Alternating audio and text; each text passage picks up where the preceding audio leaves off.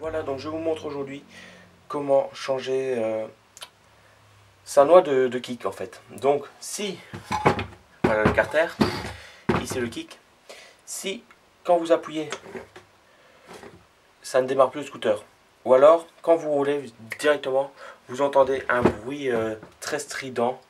Donc en fait, ce qu'il peut avoir, c'est votre noix de kick qui est ici, soit cassée. Donc en fait, ici j'appuie sur le kick, elle tourne et fait entraîner. Donc elle tourne et entraîne votre variateur qui fait tourner forcément le piston et qui démarre votre scooter. Donc pour l'enlever c'est très simple. Vous avez juste à le tourner. Donc, vous appuyez sur votre kick. Et voilà, ça va faire sortir ici votre noix de kick.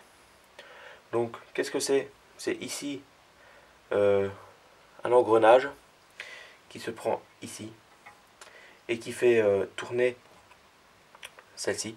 Ici, des petites dents qui s'imbriquent dans la même pièce plus ou moins qui se trouve sur le variateur et donc ça fait tourner. Donc ça peut être cassé, ça se rachète, ça coûte entre 2 et 5 euros.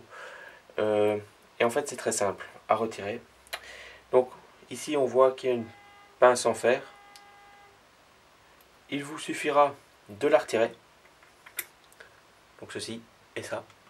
Donc vous aurez ceci comme pièce. Une fois que vous la recevez, vous la remettez. Voilà, comme ceci. Donc ceci est la nouvelle pièce par exemple. Et il suffira juste de la remettre dans son emplacement de base. Donc voilà. Maintenant, elle est remise.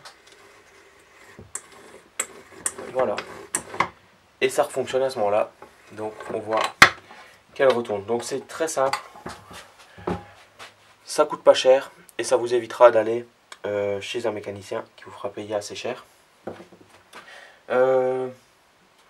Donc, comme je vous ai dit avant, c'est ce qui peut vous prévenir ce problème-là, c'est que vous entendiez qu'il y ait vraiment un bruit strident quand vous accélérez. Vous ne savez même plus rouler avec en fait. Et donc arrêtez vraiment de rouler. Et en fait c'est soit ici que c'est cassé, et ça a cassé, soit ça aussi qui peut être cassé. Donc ceci.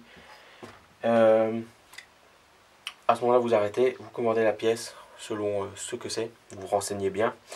Et ça peut être vite fait, changé. Ça vous aurait pris vraiment 2 minutes.